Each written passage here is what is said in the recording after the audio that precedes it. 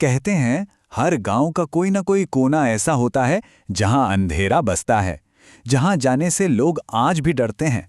ये कहानी भी एक ऐसे ही गांव की है जिसके बिल्कुल आखिर में एक पुराना मनहूस कुआं था। गांव वाले उसे अंधेरा कुआं बुलाते थे। ये बात गांव में हवा की तरह फैली हुई थी, एक सीधी साधी लेकिन जानलेवा चेतावनी जो हर किसी के जहन में घर कर चुकी थी। मतलब साफ था, उस कुएं के पास जाना मौत को दावत देना था। पर हर कहानी में कोई ऐसा जरूर होता है जो इन बातों को नहीं मानता। इस कहानी में वो किरदार था रवि का। शहर से आया एक नौजवान जो गांव वालों की इन कहानियों को महज अंधविश्वास समझकर हंस देता था।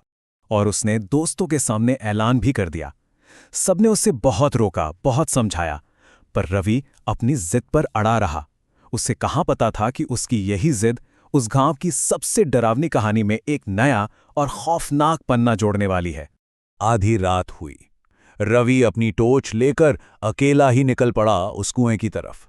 शुरू में तो देखिए उसका आत्मविश्वास उसके साथ था, पर जैसे जैसे वो आगे बढ़ता गया एक अनजाना सा डर उसे घेरने लगा। अब जरा सोचिए, माहौल कैसे बदल रहा था। आधी रात का वक्त और वो बिल्कुल अकेला। रास्ते पर एक अजीब सी गहरी खामोशी थी। कुएं के पास पहुंचते पहुंचते हवा एकदम से ठंडी हो गई, जैसे किसी ने बर्फ रख दी हो। और ठीक तभी उसकी टॉर्च भी जवाब देने लगी, टिमटिमाकर बुझने लगी। रवि ने हिम्मत जुटाकर कुएं के अंदर झांका। अंदर सिवाय घने अंधेरे के कुछ नहीं था। और तभी उसी अंधेरे से एक बहुत धीमी फुसफुसाती हुई आवाज ने उसका नाम लिया। रवि का दिल जोरों से धड़क उठा और उसने कांपती हुई आवाज में पूछा, कौन है? पहले तो लगा जैसे कोई लड़की मदद मांग रही हो। उसने अपना नाम मीना बताया, लेकिन जैसे ही रवि ने कहा कि वो कुछ नहीं कर सकता, वो मासूम सी आवाज अचानक एक गहरी और खौफनाक धमकी में बदल गई। और ये सुनते ही रवि का खून मानो जम गया। और फिर रवि ने वो देखा जिसने उसके सारे वहम दूर कर दिए। कुएं के अंदर कोई इंसान नहीं था। उस गहरे अंधेरे से दो लाल आंखें उसे ऐसे घूर रही थीं जैसे कोई पुराना शैतानी जीव अपने शिकार को देख रहा हो। रवि अपनी जान बचाने के लिए पागलों की तरह भागा। उसे लग रहा था जैसे कोई उसके ठीक पीछे दौड़ रहा है, पर जब भी वो पलटकर देखता वहां कोई नहीं होता था। वो हाफता हुआ गिरता पड़ता किसी तरह अपने घर तो पहुंच गया। लेकिन कुएं से भाग जाना आजादी कहाँ थी? उसकी पकड़ से कोई नहीं बच सकता था। रवि की हालत दिन ब दिन बिगड़ती चली गई।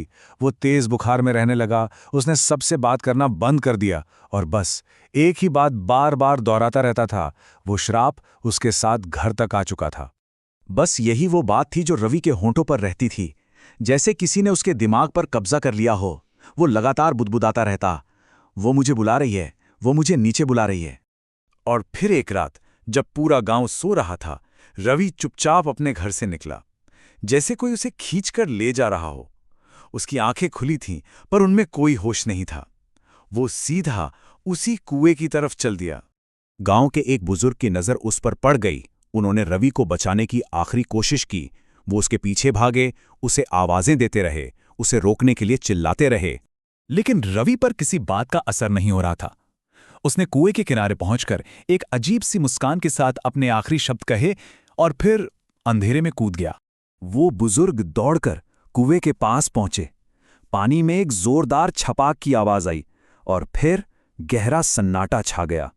लेकिन तभी उस सन्नाटे को चीरती हुई एक नई, एक जानी पहचानी आवाज उस गहराई से फुसफुसाई।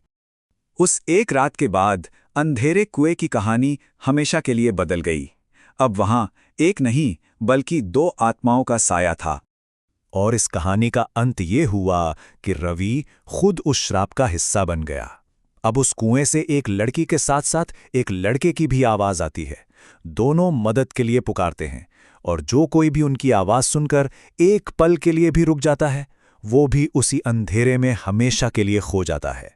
और इस तरह वो कहानी, वो चेतावनी और भी ज्यादा सच्ची हो गई। ये किस्सा एक ऐसे सवाल के साथ खत्म होता है जो रोंगटे खड़े कर देता है। अगर कभी किसी अंधेरे से कोई आवाज पुकारे तो क्या जवाब देना चाहिए?